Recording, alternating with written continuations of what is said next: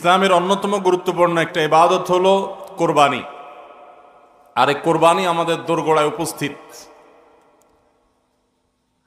আমরা অনেকে ইনশাআল্লাহ আল্লাহর নির্দেশ পালনার্থে কোরবানি করব। আল্লাহ বলেছেন, ফাসাল্লি লিরাব্বিকা ওয়ানহার,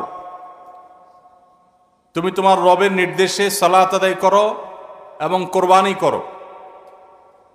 এই কোরবানির ইবাদত এমন একটি ইবাদত, এই ইবাদতের প্রতি আমাদের দেশের মানুষের আগ্রহ অন্যান্য ইবাদতের তুলনায় একটু বেশি। আলহামদুলিল্লাহ, তুলনামূলকভাবে অন্য অনেক ইবাদতের চাইতে কোরবানি করার ব্যাপারে আমাদের আগ্রহ একটু বেশি। এটার বিশেষ কারণ আছে। অন্যতম বড় যে কারণ সেটি হলো যে এটাকে আমরা উৎসব এবং কালচার হিসাবে নিয়েছি। সন্দেহ নেই এটা উৎসব, সন্দেহ নেই এটি কালচার, কিন্তু এটার প্রধান উদ্দেশ্য যদি ইবাদত না হয় তাহলে সেই আমল, সেই ইবাদতের, সেই ভালো কাজের বিনিময় আল্লাহর কাছে আশা করা যাবে না। সম্মানিত ভাইরা, যেহেতু কোরবানি আমাদের সামনে চলে আসছে, এজন্য আমাদের কোরবানিকে অর্থবহ করবার জন্য আমরা আজকে কয়েকটি গুরুত্বপূর্ণ বক্তব্য, গুরুত্বপূর্ণ কয়েকটি নির্দেশনা দিতে চাই। প্রথম কথা হলো যে আমাদের কোরবানির উদ্দেশ্য যদি হয় ফ্রেশ গোশত আহরণ করা, আমাদের কোরবানির উদ্দেশ্য যদি হয় সমাজের মানুষের সামনে নিজের ইজ্জত রক্ষা করা, প্রতি বছর কোরবানি দেই, এবছর না দিলে মানুষ কি বলবে, বাচ্চারা কার মুখের দিকে চেয়ে থাকবে, আত্মীয় স্বজন, নতুন আত্মীয় স্বজন কি মনে করবে, এ সকল উদ্দেশ্য যদি আমাদের কোরবানির পেছনে কাজ করে তাহলে সেই কোরবানি আল্লাহর কাছে মাকবুল বা গ্রহণযোগ্য কোনো কোরবানি হবে না। কোরবানি প্রসঙ্গে আল্লাহ রাব্বুল আলামিন বলেছেন, ইন্নামা ইয়াতাকাব্বালুল্লাহু মিনাল মুত্তাকিন, আল্লাহ তাআলা শুধুমাত্র মুত্তাকিদের ত্যাগ, তাদের উৎসর্গ, তাদের কোরবানি, তাদের স্যাক্রিফাইস, এটা আল্লাহ তাআলা কবুল করবেন। অতএব যাদের ভিতরে তাকওয়া নাই তাদেরটা আল্লাহ তাআলা গ্রহণ করবেন না, কবুল করবেন না। আমরা যে আয়াত পড়েছি সেই আয়াতও দেখেছি, আল্লাহ রাব্বুল আলামিন ইরশাদ করেছেন যে আমাদের কোরবানির রক্ত, আমাদের কোরবানির পশুর গোশত, এর কিছুই কি আল্লাহর কাছে যায়? কিছুই আল্লাহর কাছে যায় না। অন্য সব ইবাদত, আর্থিক ইবাদত, এটার ফিডব্যাক আমাদের কাছে আসে না সাধারণত। আমরা যখন দান সাদাকা করি, দান সাদাকা করলে ওইটা কি নিজে খাওয়া যায়? যখন দান করি, সাদাকা করি, তখন ওইটা আল্লাহর তরফ থেকে গরিবদেরকে দিয়ে দিতে হয়, নিজে খাওয়া যায় না। কোরবানি এমন একটা ইবাদত যে আমরা কোরবানি করার সময় বললাম বিসমিল্লাহি আল্লাহু আকবার, আল্লাহুম্মা লাকা মিনকা ওয়া লাক, আল্লাহ আপনার পক্ষ থেকে পেলাম এবং আপনার উদ্দেশ্যেই কোরবানি করলাম বলতেছি। তো আল্লাহর উদ্দেশ্যে দিয়ে দেওয়ার পর নিয়ম হলো আল্লাহর বান্দাদের মধ্যে গরিব যারা, দুঃখী যারা, তাদেরকে দিয়ে দিব। এটাই তো সাদাকার নিয়ম, দানের নিয়ম। কিন্তু কোরবানি এমন একটা ইবাদত যে ইবাদত আমি আল্লাহর উদ্দেশ্যে করলাম, আল্লাহকে খুশি করার জন্য জবে করলাম, কিন্তু গোশতটা আবার আল্লাহ আমাকে খাওয়ার অনুমতি দিয়েছেন। এটা অন্য ইবাদতে নাই। এখন এই ইবাদতে যদি গোশত খাওয়াটা মুখ্য হয়, গোশত আহরণ করা মুখ্য হয়, সমাজে মানুষের কাছে মুখ উজ্জ্বল করা মুখ্য হয়, আসল উদ্দেশ্য যদি হয় দুনিয়াবি বা পার্থিব বিষয় আশয়, আসল উদ্দেশ্য যদি হয় শো অফ করা, আসল উদ্দেশ্য যদি হয় মানুষকে দেখানো, আসল উদ্দেশ্য যদি হয় আত্মীয় স্বজনের কাছে মুখ রক্ষা করা, বাচ্চা কাচ্চা কার দিকে চেয়ে থাকবে, সেটা যদি উদ্দেশ্য হয় তাহলে এটা ইবাদত হবে না। এজন্য কোরবানির আগে সর্বপ্রথম যে বিষয়টি খুব জরুরি সেটা হলো আমাদের উদ্দেশ্যগুলোকে একটু ঝালাই করে নেওয়া, আমাদের উদ্দেশ্যগুলোকে একটু রিচেক করে নেওয়া। আমরা কেন কোরবানি করব? আমাদের কোরবানির উদ্দেশ্যটা কি?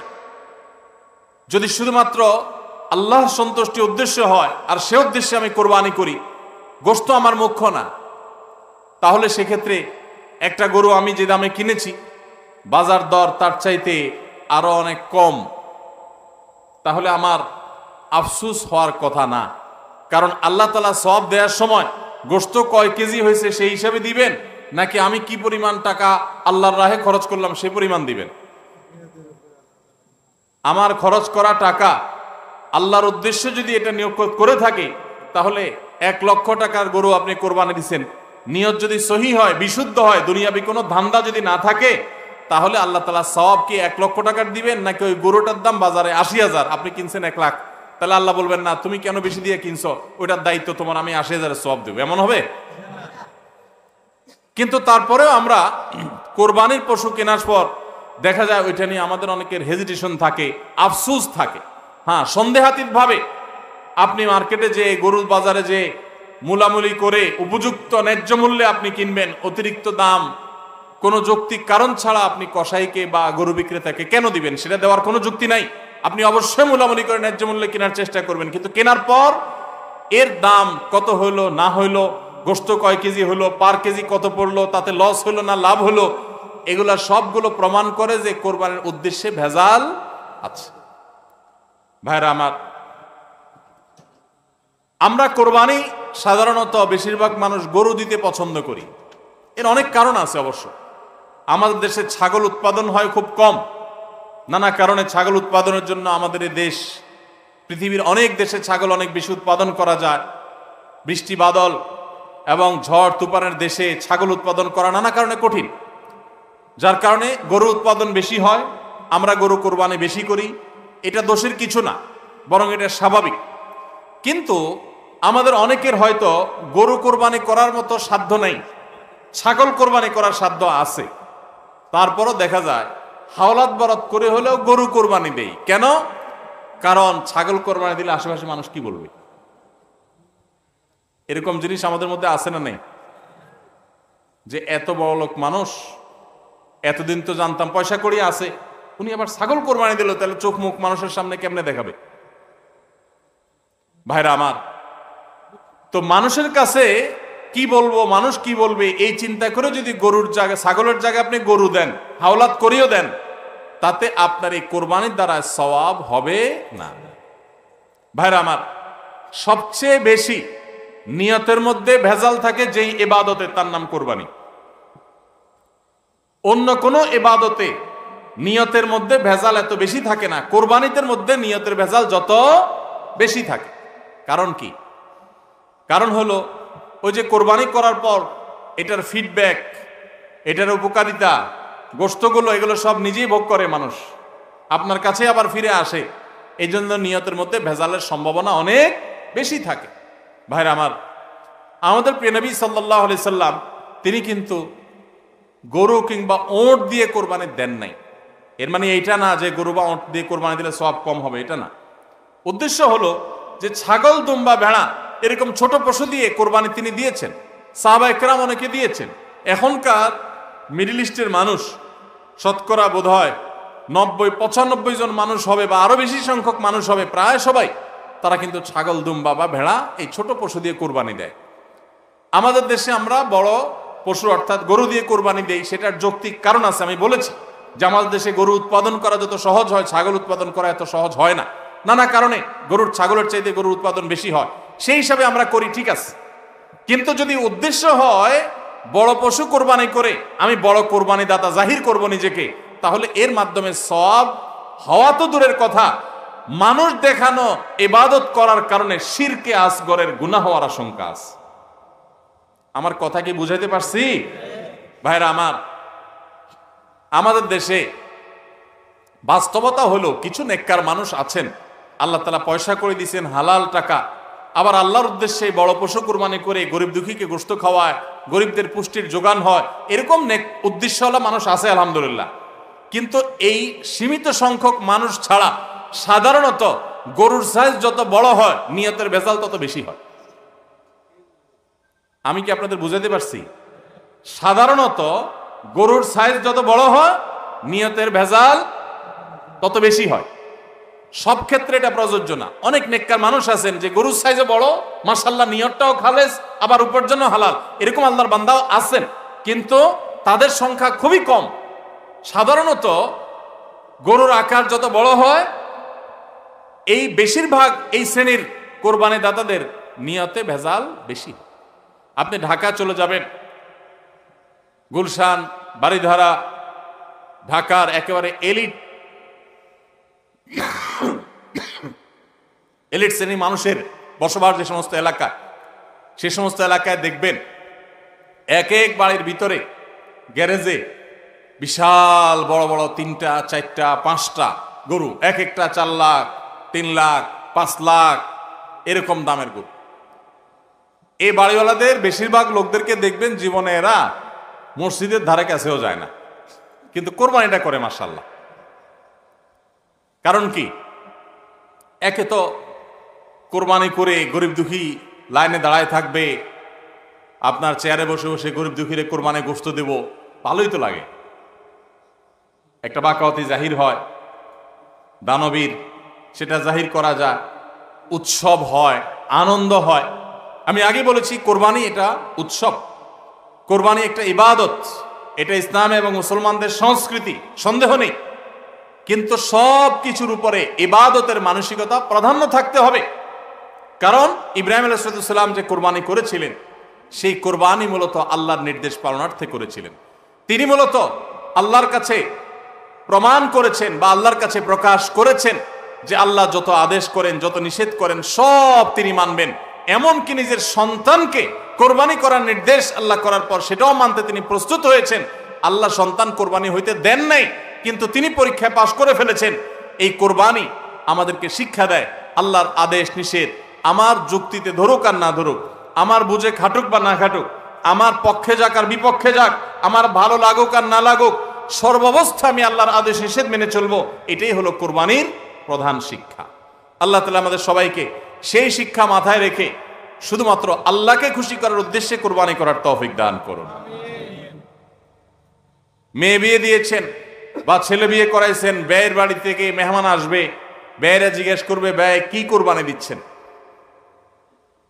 একটা ব্যাপার সেপার আছে।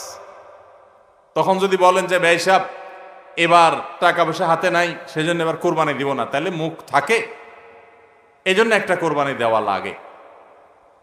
এই কোরবানি কি ব্যয় হিসাবের জন্য হলো না আল্লাহর জন্য হলো? এই ব্যয় হিসাবের জন্য কোরবানি করলে সেটা সওয়াব হবে না, বরং শিরক হবে, শিরকে আসগর। এটাকে শিরকে আসগর বলা হয়। আল্লাহ তাআলা আমাদের সবাইকে আল্লাহকে খুশি করার জন্য কোরবানি করার তৌফিক দান করুন। আল্লাহকে খুশি করার জন্য যে কোরবানি করছেন, মাঝে মধ্যে একটু অ্যাসিড টেস্ট করবেন। অ্যাসিড টেস্ট বলবো, ধরেন আপনি প্রতি বছর গরু কোরবানি করেন, এক বছর হঠাৎ করে ছাগল কোরবানি করেন, ছাগল কোরবানি করেন। আপনি বলবেন এই বছর তাহলে তো গরু গোশত দিতে পারবো না, তো আরো কয়েকটা ছাগল কিনে কোরবানি আরো বেশি করা যায়, তো একজনে একটা বেশি করলে সমস্যা নাই। ছাগল অনেকগুলো কিনে গরিব দুঃখীদেরকে দিয়ে দেন, তারা কোরবানি করে তারা গোশত খায় ফেলাকে আপনার তরফ থেকে কোরবানি হয়ে যাবে। আপনি একটা ছাগল করেন, দেখেন এটা মানাইতে পারেন কিনা নিজেরে। যদি কোনো অসুবিধা না হয় মানাইতে, তাহলে আলহামদুলিল্লাহ আল্লাহ শুকর আদায় করতে পারেন যে আপনার নিয়তের মধ্যে বোধহয় ভেজাল নাই। আর যদি মনে হয় না প্রতি বছর গরু দেই, এবার ছাগল দিলে কেমনে হয়, মানুষ কি বলবে, তাহলে বুঝতে হবে ডাল মে কুচ কালা নেই, পুরা হি কালা হয়। আল্লাহ তাআলা আমাদের সবাইকে ইখলাসের সাথে তাকওয়ার সাথে কোরবানির এই আমলটি সম্পাদন করার তৌফিক দান করুন। ভাইরা আমার, কোরবানির সামনে আসছে, এখন থেকে আমরা একটু পরিবারের সদস্যদেরকে নিয়ে বসি, বাচ্চা সহ ফ্যামিলির সব সদস্যরা একটু বসেন, মশওয়ারায় বসেন, পরামর্শ মজলিসে বসেন, বসে জিজ্ঞাসা করেন আমরা আসলে কোরবানিটা কেন করতেছি। গোশত খাওয়া, ফ্রেশ গোশত আহরণ করা, মানুষের সামনে নিজেদের মুখ উজ্জ্বল করা, কি ধান্দা, উদ্দেশ্য কি? একজন একজন করে সবাই মতামত নেন এবং এটা নিশ্চিত করেন যে আমরা আল্লাহর জন্যই কোরবানি করছি। এটা কিভাবে নিশ্চিত করব? একটা তো বললাম যে বিশাল বড় গরু কোরবানি করেন সব সময়, এবার একটু ছাগল কোরবানি করেন, দেখেন তো মনে মানাইতে পারেন কিনা। কারণ আপনি বলবেন ভাই গরু কোরবানিতে অনেক টাকা লাগে, ছাগলে তো অনেক কম টাকা লাগে, তাহলে এই কোরবানি ওইটার চাইতে কিভাবে উত্তম হয়? আমি উত্তম বলতেছি না, আমি বলতেছি যে আপনার নফস, আপনার মন মানে কিনা যে আমি গরুর জায়গায় ছাগল কোরবানি করলেও তো হবে, হবে না হবে না? কেউ যদি ছাগল কোরবানি করে তার কোরবানি হবে কি হবে না? হবে। কোরবানি ছাগলও করা যায়, গরুও করা যায়, ভেড়াও করা যায়, দুম্বাও করা যায়, মহিষ দিয়েও করা যায়, উট দিয়েও করা যায়, এসব পশু দিয়ে কোরবানি করা যায়। অতএব আপনি এবছর একটু ছাগল দিয়ে করেন, বাকি গরু কেনার যে আরো বাজেটের টাকা ছিল সেগুলো দিয়ে আরো কয়েকটা ছাগল কিনে গরিব মানুষকে দিয়ে দেন, ওটা যাতে এলাকা মানুষ টের না পায়, অন্য এলাকায় দিয়ে দেন। আমরা সুন্নাহ ফাউন্ডেশনের তরফ থেকে সারা দেশে বিভিন্ন জায়গায় জায়গায় কোরবানি করি। অনেক প্রবাসী আছে অনেকে ইউরোপ আমেরিকার এমন এমন দেশে আছেন সেখানে কোরবানি চাইলেও করা যায় না, সুযোগ নাই। বা দেশে অনেকে আছেন যে তার হয়তো সে সুযোগ নাই, ক্যাপাসিটি নাই, নানা কারণে সুবিধা অসুবিধা আছে। তো আমরা তাদের তরফ থেকে কোরবানি করে দেশের বিভিন্ন গরিব দুঃখীদের আপনার বাসা বাড়িতে আমরা তাদের ঘরে ঘরে গোশত পৌঁছাই দিই। তো আপনি গরুর বাজেটের টাকা দিয়ে একটা ছাগল কিনে বাকি টাকা দিয়ে এরকম ছাগল কিনে মানুষকে দান করে দেন, জবাই করে অন্য মানুষকে গোশত দিয়ে দেন, এলাকা দিলেন না, মানুষ টের পারো না। তাহলে মনকে মানাতে পারেন কিনা দেখেন। এটা হলো অ্যাসিড টেস্ট। আমি বলতেছি না সবসময়, মাঝে মধ্যে এরকম করে দেখেন যে মন মানে কিনা। যদি দেখেন যে না মন মানে, তাহলে আলহামদুলিল্লাহ ভাইরা আমার। আর একইভাবে মাঝে মধ্যে আমার কোরবানি আমি জবাই করলাম, গোশত সব দিয়ে দিলাম, ফ্রিজে খুব একটা ভরলাম না, অল্প স্বল্প রাখলাম। কারণ আল্লাহ তাআলা বলেছেন ফাকুলু মিনহা ওয়া আতি'মুল বাঈসাল ফাকির ফাকুলু মিনহা ওয়া আতি'মুল কানি'a ওয়াল মু'তার।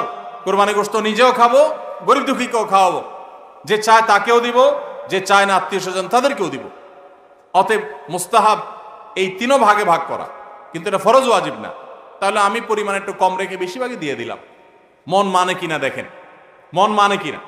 অনেকে আছেন লামসাম সামান্য একটু দিয়া আর সব ফ্রিজে ঠেলতে ঠেলতে ফ্রিজের দরজাই লাগে না, পারলে রশি দিয়া বাঁধে যে দরজা লাগে না। কারণ গোশত, পায়া, ভুড়ি, কলিজা, ফ্যাপসা সব ঢুকাইতে ঢুকাইতে ফ্রিজ বেচারা জাম হয়ে গেছে। তাহলে কোরবানি কেন করতেছি? গোশতের জন্য যদি কোরবানি হয়, এই কোরবানি করবাই না, এটা ফুর্তি। কোরবানি তো ত্যাগের নাম। আপনার ভিতরে ত্যাগ কতটা আছে, ত্যাগের মানসিকতা কতটা আছে। আপনি আল্লাহর রাহে আল্লাহকে খুশি করার জন্য লাখ টাকা দিয়ে গরু কোরবানি করেন, ভালো কথা। আপনার মধ্যে আসলে ত্যাগের মানসিকতা আছে কি এটা প্রমাণ করার জন্য মাদ্রাসা, নতুন মাদ্রাসা হচ্ছে, সেখানে লক্ষ লক্ষ টাকার দরকার আছে, আপনি সেখানে 20,000 50,000 টাকা অকাতরে দিতে পারেন কিনা, এটা অ্যাসিড টেস্ট। সেখানে টাকা বাইর হয় না। কোরবানিতে লাখ টাকা দেন, মাদ্রাসা টাকা দেন না, মসজিদে টাকা দেন না, আরো অনেক দিনের কাজ আছে সেখানে টাকা দেন না। গরিব দুঃখী মানুষ আছে, তাদের দরকার। একজন গরিব তার চিকিৎসা মাত্র 20,000 টাকা হলে হয়ে যায়, আপনি 20,000 টাকা দিতে পারেন কিন্তু দেন না, 2,000 দেন, 500 টাকা দেন, কিন্তু কোরবানির সময় মাশাআল্লাহ 1 লাখ টাকার গরু কিনেন। যদি আল্লাহর জন্যই হয়, স্যাক্রিফাইস যদি হয়, কোরবানিও করেন, ওখানেও দেন, কিন্তু কোরবানির সময় আসেন ওখানে নাই, তাহলে আপনার এই কোরবানিটা কি আল্লাহর জন্য হচ্ছে না নিজের জন্য হচ্ছে, আল্লাহর খুশির জন্য হচ্ছে না অন্য কোনো উদ্দেশ্য হচ্ছে? এই প্রশ্ন জোরালোভাবে আমাদের অবশ্যই রাখতে হবে। ভাইরা আমার, এর মানে আবার কেউ এটা বুঝেন না যে কোরবানি কম হোক আমরা সে চেষ্টা করব না, কোরবানি আরো বেশি বেশি করার চেষ্টা করবেন। কোরবানি যত বেশি হবে তত আমাদের সব দিক থেকে লাভ। যারা কোরবানি বিদ্বেষী, সেকুলার, বিশেষ করে এক শ্রেণীর মুসলিম বিদ্বেষী নাস্তিক আছে, কোরবানির মৌসুম আসলেই দেখবেন এদের পাখা গজায়। এরা দেখবেন গরুর প্রতি মায়া এত বেশি, এত দরদ, তারা বলে আরে এতগুলো গরু জবাই করে ফেলা হবে, এই গরুগুলোর ভিতরে প্রাণ আছে, কত নির্মমতা। এরকম দেখবেন এরা এখন থেকে কয়দিন পর থেকে দেখবেন সোশ্যাল মিডিয়াতে, ফেসবুকে তাদের এই সমস্ত জিগি শুরু হয়ে যাবে, আছে না নাই? এরা আবার সকাল বিকাল বিফ ছাড়া, মাটন ছাড়া, অর্থাৎ গরু গোশত আর খাসি গোশত ছাড়া, মুরগির গোশত ছাড়া তাদের নাস্তাও চলে না। তাদের নাস্তায় থাকে হলো আপনার চিকেন স্যান্ডউইচ, তাদের দুপুরে থাকে হলো বিফ কারি, তাদের রাতে থাকে হলো গরুর কালাবুনা অথবা মাটন, ডাল খাসি। 3 বেলা গোশত ছাড়া চলে না। কিন্তু মুসলমানদের কোরবানি আসলে তাদের কি হয়? অ্যালার্জি ছাড়া চুলকানি শুরু হয়, আছে না নাই? এই জন্য এদের প্রতিবাদে কোরবানি আরো বেশি করে করবেন, কিন্তু সেটা আল্লাহকে খুশি করার জন্য যেন হয়। কারে খুশি করার জন্য হবে? আল্লাহকে খুশি করার জন্য। ভাইরা আমার, কোরবানি যত বেশি হবে আমাদের যেরকম সওয়াব হবে, আমাদের দেশের অর্থনীতিতে অনেক বেশি কল্যাণ বয়ে আনবে এই কোরবানি। কিভাবে সেটা? প্রতি বছর কোরবানিতে যে লক্ষ লক্ষ গরু ছাগল জবে হয়, এই লক্ষ লক্ষ গরু ছাগল এগুলো তো আসমান থেকে নাজিল হয় না, জমিন ফেড়ে বের হয় না। এক সময় ইন্ডিয়ান গরুর উপরে আমাদের দেশ নির্ভর ছিল। আলহামদুলিল্লাহ গত বেশ অনেক বছর ধরে আপনারা দেখেন যে আমাদের দেশীয় গরু দিয়েই আমাদের কোরবানির ম্যাক্সিমাম চাহিদা প্রায় পূরণ হয়ে যায়। ইন্ডিয়ান গরুর উপরে এখন আর আমাদের কোরবানি নির্ভর নয়।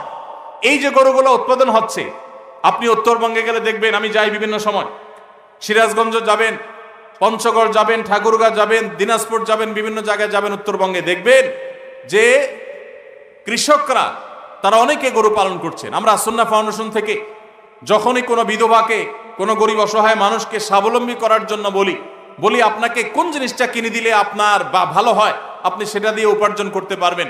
বেশিরভাগ বিধবারা, বেশিরভাগ অসহায় মানুষেরা তারা বলে একটা গরুর বাছুর কিনে দেন, একজোড়া ছাগল কিনে দেন, তাহলে এগুলো আমি সারা বছর বড় করব। এগুলো বড় করতে আমার কোনো ঝামেলা নাই, দোকানদারি করা অনেক ঝামেলার কাজ, চ্যালেঞ্জের কাজ, বাকি চলে যায়, টাকা তোলা যায় না, এগুলো সহজ। এই বাছুরটাকে আমি ঘাস খাওয়ায় বড় করব, কোরবানি মৌসুম আসলে এই 20,000 30,000 টাকা দিয়ে কিনা বাছুরটা আমি 70,000 80,000 টাকা বিক্রি করব, ডাবল হয়ে যাবে, আমার লাভ হবে। তাদের জন্য এটা সহজ। তো কোরবানির এই ইবাদতটা মুসলমানরা যেটা করেন এদেশে, এটার মাধ্যমে এদেশের আর্থ সামাজিক উন্নতি হয়। লক্ষ লক্ষ হাজার হাজার কৃষকের, পশুপালনকারীদের তাদের উপার্জনের মাধ্যম হয়। কোটি কোটি টাকা, মিলিয়ন মিলিয়ন টাকার ডিলিংস হয়, লেনদেন হয়, যেটা জাতীয় অর্থনীতির চাকা এটাকে ঘোরাতে সাহায্য করে। কোরবানির এই ইবাদত এটা আমাদের অনেক গরিব অভাবী মানুষের পুষ্টির যোগান দেয়। আপনারা জানেন অনেক গরিব মানুষ আছেন কোরবানির মৌসুমে মন ভরে একটু গোশত খাইতে পারেন, সারা বছর গোশতের দাম এত বেশি, তো বেচারারা কিনে খেতে পারেন না। তাহলে কোরবানির এই গোশত, কোরবানির এই উৎসব, এই ইবাদত, এটার মাধ্যমে পশুপালনকারীদের উপার্জনের মাধ্যম হয়। সারা বছর যারা অপেক্ষা করে কোরবানির সময় পশু জবাই করে, পশু বিক্রি করে আবার তারা পশুপালন করবে, এর মাধ্যমে তাদের আর্থিক যে অনটন আছে এটা দূর হয়, তাদের উপার্জনের মাধ্যম হয়। আবার গরিব অভাবী মানুষ যারা আছে, যারা পুষ্টির অভাবে থাকে, পুষ্টিহীনতায় থাকে, তাদের আমিষের অভাব থাকে, তাদের খাদ্যের মধ্যে আমিষ পরিমাণ মতো থাকে না, সেই লোকগুলোর এই কোরবানি উপলক্ষে এক একজন 2 কেজি 4 কেজি 5 কেজি গোশত পাইলে কয়েকদিন ধরে তারা আমিষ খেতে পারে, তাদের পুষ্টির যোগান হয়। ভাইরা আমার, এর মাধ্যমে লক্ষ লক্ষ কোটি কোটি টাকা লেনদেন হওয়ার কারণে দেশের অর্থনীতির চাকা সচল হয়। নানা দিক থেকে এর পার্থিব উপকারিতা আছে।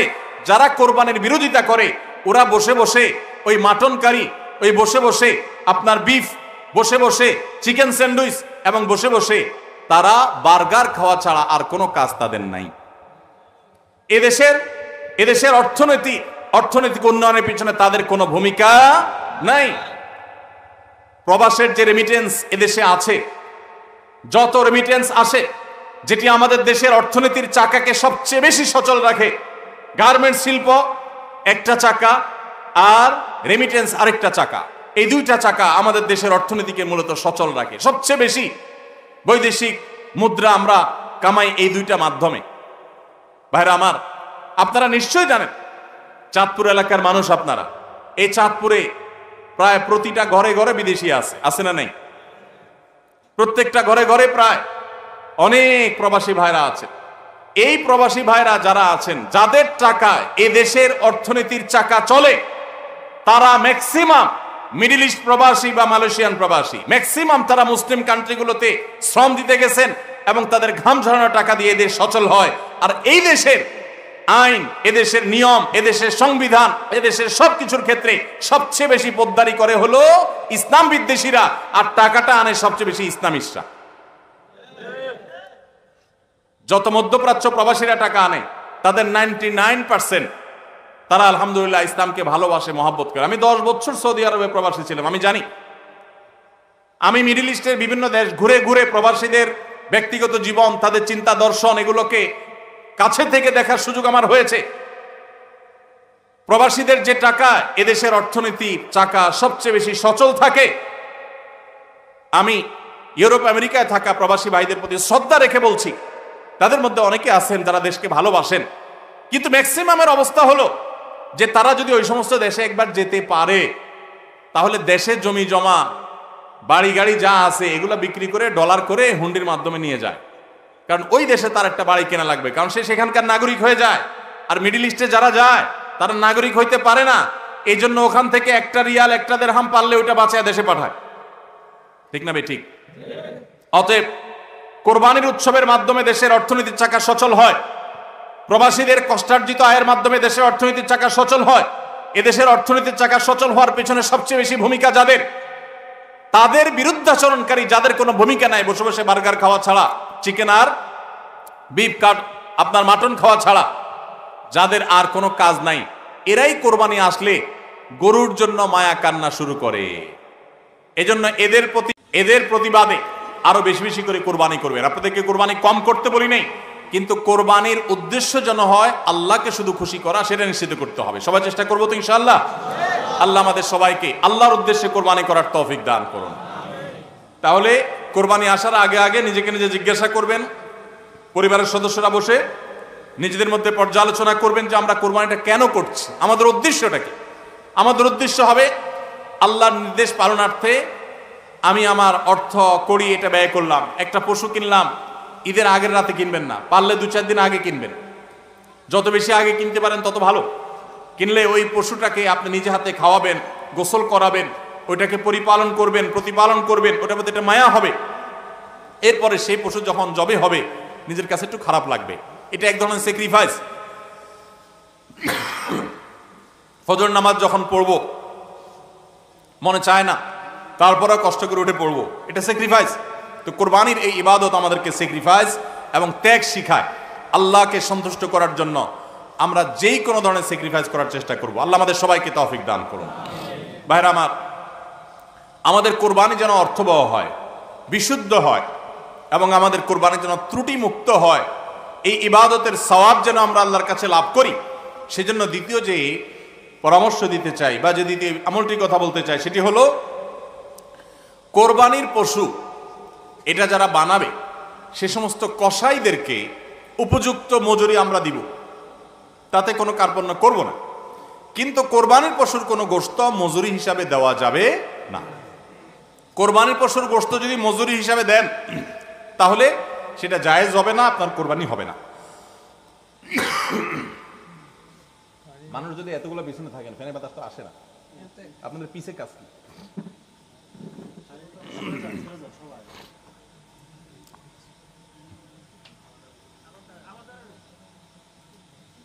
জি ভাই, তো যেটা বলছিলাম যে কোরবানির পশুর গোশত এটা যে কসাইরা বানায়, সে কসাইদেরকে কোরবানির পশুর গোশত থেকে কিছু দেওয়া যাবে না। এখন আপনি বলবেন, ভাই কেমন কথা, যেই বেচারা কোরবানির পশুটা জবে করলো, সরি গোশতটা প্রস্তুত করলো, চামড়াটা ছিললো, এত কষ্ট করে বানাইলো, গোশতগুলো সব নিয়ে বাসা তুলে যাবো আর তার কিছুই দেবো না, কেমন হয়? দেখতে মনে হচ্ছে এটা অমানবিক না? আসলে কাহিনী ভিন্ন। কাহিনী কি? কাহিনী হলো, কোরবানির পশু আমরা যখন জবাই করলাম বিসমিল্লাহ আল্লাহু আকবার আল্লাহুম্মা মিনকা ওয়ালাক, এটা যখন জবাই করলাম আল্লাহর নামে, তখন এই পশু আল্লাহর নামে জবে হয়ে গেছে। এটা মূলত যেটা বললাম গরিব দুঃখীকে দেওয়ার কথা। কারণ আমরা যখন যাকাত দেই, সাদেকা দেই, তখন কি ওটা নিজে খেতে পারি? আর তাহলে কোরবানির গোশত তো খাইতে পারার কথা না, কিন্তু আমরা খাইতে পারতেছি কেন? আল্লাহ তাআলা এই একটা আর্থিক ইবাদত আল্লাহ কবুল করেছেন। আমরা যখন সহি নিয়তে যদি করে থাকি আল্লাহ কবুল করে, এরপর বলেন ঠিক আছে তোমাকে দিলাম, তুমি খাও, আমার তরফ থেকে, আল্লাহর তরফ থেকে আবার আমি খাই। তো এই কোরবানির গোশত এটা বিক্রি করা জায়েজ আছে না জায়েজ নাই? না জায়েজ। কেন জায়েজ নাই? কারণ এটা তো ওই যে আল্লাহ আমাকে হাদিয়া দিয়েছেন গ্রহণ করার জন্য, আল্লাহর নামে দিয়ে দিয়েছি, এটা আমি বিক্রি করার সুযোগ নাই। এখন কসাইকে যদি আমি গোশত দেই পারিশ্রমিক হিসাবে, তাহলে এটা একরকম বিক্রি করার মতো হয়। কিভাবে? তিনি কষ্ট করেছেন, তাকে তার বিনিময়ে দিলাম, তাহলে বিক্রি করার মতোই হলো। আমি গোশতটা তাকে একটা বিনিময় নিয়ে দিলাম, গোশত দিয়ে টাকা নিলাম, বিক্রি করা এটা, এখানে গোশত দিয়ে শ্রম দিলাম, একই জিনিস। এই জন্য এটা জায়েজ নাই। তাহলে কি করবেন? কসাইকে তার ন্যায্য মূল্য দিবেন। একটা গরু বানানোর জন্য যা লাগে তা পুরাটা দিবেন এবং আগে ভাগে এগুলো চুকায় নেবেন। মুশকিল হলো কসাইরা জানে যে একটা গরু বানাইতে হয়তো বাজার দর অনুযায়ী সে 10,000 টাকা নিত, এখন সে 8,000 রাজি হয়ে গেছে। কেন 8,000 রাজি হয়ে গেছে? কারণ সে জানে তার সাথে আরো যে 3-4 জন থাকবে, সবাইরে আপনি কমপক্ষে এই 4 জনকে যদি 2 কেজি করে বা 3 কেজি করে গোশত দেন, তাহলে 3-4 12 কেজি হবে। তো 12 কেজি গোশতের বাজারের দাম কত? হ্যাঁ, তাহলে চিন্তা করবে সে যে আমার তো এই দিক দিয়ে 2,000 টাকা ছাড় দিলাম আর পাইলাম তার চাইতে আরো অনেক বেশি। এই জন্য কসাই কম টাকা রাজি হয়ে যাবে। কসাইকে এই জন্য আগে ভাগে বলে দিবেন, শুনেন, কথা শুনেন ভালো করে, গোশত কিন্তু আপনাকে এক পিছু দেব না, আপনি কত নিবেন সেটা আপনি চুকান, আমার খাটলে নেব, না হলে অন্য কসাইয়ের সাথে আলাপ করবো, কিন্তু আগে মাথায় এটা রাখেন আপনারা কিন্তু আমি গোশত দেব না, টাকা যা নেওয়ার নিবেন। নবী করিম সাল্লাল্লাহু আলাইহি সাল্লাম আলী রাদিয়াল্লাহু তাআলাকে এটা বলে দিয়েছেন, কোরবানি করার সময় বলে দিয়েছেন, দেখো কসাইকে কিন্তু কোরবানির গোশত দিবা না, কোরবানির গোশত শুধু না, কোরবানির পশুর কোনো কিছু বিনিময় সেটা, তাকে টাকা দিবা আলাদা, যত টাকা লাগে সেটা দিবা, গোশত দিবা না, তাহলে বিনিময় হয়ে যাবে, এটা জায়েজ হবে না, তোমার কোরবানি হবে না। এই জন্য ভাইরা এই জিনিসটা আমাদের সাবধান থাকতে হবে, কসাইকে কোরবানির গোশত বিনিময় হিসাবে দেওয়া যাবে না। হ্যাঁ, কসাই যদি গরিব হয় তাহলে সেক্ষেত্রে অন্য গরিবকে আপনি আধা কেজি করে দিচ্ছেন, কসাইরও আধা কেজি দিতে পারেন, অন্য গরিবকে 1 কেজি করে দিচ্ছেন, কসাইরও 1 কেজি দিতে পারেন, কিন্তু কসাই হিসাবে না। সেটা হলো তিনি যদি কসাইগিরি নাও করতেন তারপরেও আপনি তাকে দিতেন যদ্দুর অদ্দুর দিবেন, এর বেশি যদি আপনি দেন এবং সেটা যদি বিনিময় হিসাবে দেন তাহলে কি হবে না, জায়েজ হবে না। এই একটা মাসআলা না জানার কারণে আমাদের অনেকের কোরবানি এটা নিয়ে টানাটানি দেখা দেয়। নাম্বার 3 এবং শেষ পয়েন্ট হলো, কোরবানির পশুর গোশত এটা আপনি আহরণ করতে গিয়ে মাথায় রাখবেন যে কোরবানির পশুর রক্ত, বুড়ির ময়লা, এগুলো যেন আশপাশের পরিবেশটা নষ্ট না করে। আমরা অনেক সময় দেখি কোরবানির ঈদের 2 দিন 4 দিন 5 দিন পর পর্যন্ত রাস্তাঘাট দিয়ে চলা যায় না দুর্গন্ধের চোটে, ঠিক না বেঠিক? এবং কোরবানির মৌসুমে প্রায় বিভিন্ন বছরে দেখি আমরা বন্যা হয়, এই ময়লাগুলো পানির সাথে বিভিন্ন জায়গায় ছড়ায় পড়ে। বিশেষ করে আমাদের বাইরে আশেপাশে রাস্তাঘাট দিয়ে পথচারীরা যখন চলে, আপনার কোরবানির পশুর দুর্গন্ধ, এটার ময়লা, রক্ত, এগুলো যদি আশপাশে পরিবেশ নষ্ট করে, মানুষের নাক ধরে, মানুষ অসুস্থ হয়, নানা রকমের রোগ তৈরি হয়, এখান থেকে নানা রকম রোগবালাই ছড়ায় এবং মানুষের কষ্টের কারণ হয়, তাহলে কোরবানি দিয়ে আপনি সওয়াবের পরিবর্তে গুনাহ হওয়ার আশঙ্কা আছে। এই জন্য নিজ দায়িত্বে আমার পশুর কোরবানির রক্ত গর্ত করে এমনভাবে কোরবানি করব যে সব গর্তে চলে যাবে এবং মাটি চাপা দিয়ে দিব এবং পানি দিয়ে এমনভাবে পরিষ্কার করে দিব, ব্লিচিং পাউডার ইত্যাদি দিয়ে এমনভাবে পরিষ্কার করব যাতে করে আশপাশের কোনো মানুষের কষ্ট না হয়। অনেকে আছেন কোরবানির বুড়ির ময়লাগুলা যেখানে সেখানে ফেলে দিয়ে রাস্তার পাশে উনি বুড়িটা নিয়ে চলে গেছেন, এটা কোনো ভালো মুসলমানের কাজ না, এটা ফাসেক মানুষের কাজ। নবী করিম সাল্লাল্লাহু আলাইহি সাল্লাম ঈমানের শাখা বলতে গিয়ে বলেছেন, ইমাতাতুল আযা আনিত তরিক, ঈমানের একটা শাখা হলো রাস্তায় এমন কিছু যদি কেউ কষ্ট ফেলে রাখে যেটাতে আরেকজনের কষ্ট হয়, সেটা আপনি আরেকজন ফেললে আপনি সরাই দিবেন, এটা হলো ঈমানের দাবি। আর আপনি নিজে যদি ফালান সেই জিনিসটা, যে জিনিসটা মানুষের কষ্ট হয়, তাহলে এটা তো কুফরির অঙ্গ হবে। কথা কি বুঝাইতে পারছি? আমরা অনেকে কোরবানি করি কিন্তু এই জিনিসগুলো খেয়াল করি না যে আমার কোরবানিটাকে অনর্থক করে দিতে পারে, অর্থহীন করে দিতে পারে, সওয়াবের পরিবর্তে গুনাহ হতে পারে। এজন্য কোরবানির পশুর রক্ত, ময়লা, বুড়ির ময়লা, এই সবগুলোকে আমরা নিজ দায়িত্বে একেবারে পরিষ্কার করে রাখবো। মনে থাকবে তো ইনশাআল্লাহ? আল্লাহ তাআলা আমাদের সবাইকে কোরবানির এই ইবাদতকে আল্লাহকে সন্তুষ্ট করবার উদ্দেশ্যে খালেস এবং বিশুদ্ধ নিয়তে, সহি নিয়তে, এবং এই কোরবানিকে আল্লাহ তাআলা বিশুদ্ধ উপায়ে আমাদেরকে সবাইকে সম্পাদন করার তৌফিক দান করুন। আমাদের কোরবানির পশুর রক্ত বা পশুর কোনো কিছু দুর্গন্ধ বা কোনো কিছু, কোনো ময়লা যেন পরিবেশকে দূষিত না করে, মানুষের কষ্টের যেন কারণ না হয়। আল্লাহ তাআলা আমাদের সবাইকে সে বিষয়গুলোকে মেনে চলার তৌফিক দান করুন। কে কত ভালো কোরবানি করলেন, কে কত ভালো মুসলমান, দায়িত্বশীল মুসলমান, এটা বোঝা যাবে কোরবানির পর পশু যেখানে কোরবানি করেছেন আশেপাশে কোনো জায়গায় কতটা পরিষ্কার আছে না আছে, এটার উপরে। এটা হলো মিটার, এটা দিয়ে মাপা যাবে যে আপনি মুসলমান, ইসলাম কতটা বুঝছেন। শুধুমাত্র জবাই করলেন আর গোশত খাইলেন, ইবাদত হয়ে গেল, এত সোজা না। আল মুসলিমু মান সালিম আল মুসলিমুনা মিন লিসানিহি ওয়া ইয়াদিহি, যার হাত মুখ দ্বারা অন্য মুসলমান নিরাপদ থাকে সেই মুসলমান। আপনার জবাই করা পশুর রক্ত, এটার গন্ধ কয়দিন পরে ছড়াচ্ছে, শুকায় রক্ত গন্ধ বাইর হয়েছে, ময়লা আছে সেগুলোর গন্ধ বাইর হয়েছে, তা অন্য মানুষের কষ্ট হচ্ছে, আপনি মুসলমান হতে পারলেন না, আপনার এটা ইবাদত হলো না। এই জন্য এই একটা বিষয় মনে হতে পারে ছোট্ট বিষয়, এই ছোট্ট বিষয়টাই কিন্তু আমাদের ইবাদতকে নষ্ট করে দিতে পারে। আমরা সবাই খেয়াল করবো তো ইনশাআল্লাহ? আল্লাহ তাআলা আমাদের সবাইকে আমল করার তৌফিক দান করুন। জাযাকুমুল্লাহ খাইর, জাযাকুমুল্লাহ খাইর। ভাইরা আমার, এই হয়েছে, এই মাদ্রাসা নতুন হয়েছে, আমি তো মাদ্রাসার উদ্বোধন জানতাম, এখন দেখি উদ্বোধন আগেই হয়ে গেছে। তো যাই হোক, বেশি দিন হয়নি, খুবই নতুন মাদ্রাসা, আশেপাশে খুব বেশি শিক্ষা প্রতিষ্ঠান নাই, যতটুকু আমি জানলাম কর্তৃপক্ষ জানালেন।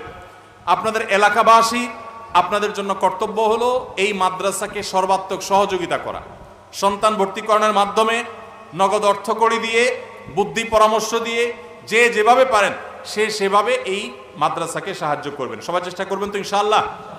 মনে রাখবেন এই সমস্ত মাদ্রাসাগুলো যদি না থাকতো আমাদের দেশে আফ্রিকার যে অবস্থা দেখতেছেন না, আফ্রিকার অবস্থা অনেকে শুনেন, আফ্রিকার কোনো কোনো অঞ্চল আছে যে 10 টাকা পকেটে নিয়ে মানুষ চাইতে পারে না, নিরাপদ না, খুন করে ফেলা 10 টাকার জন্য, একটা মোবাইলের জন্য মানুষ খুন করে ফেলা। আমাদের দেশি বাইরে অনেকে সাউথ আফ্রিকা আছেন, তারা অনেকে এই ধরনের অনিশ্চয়তার মধ্যে, এই ধরনের আশঙ্কার মধ্যে থাকেন।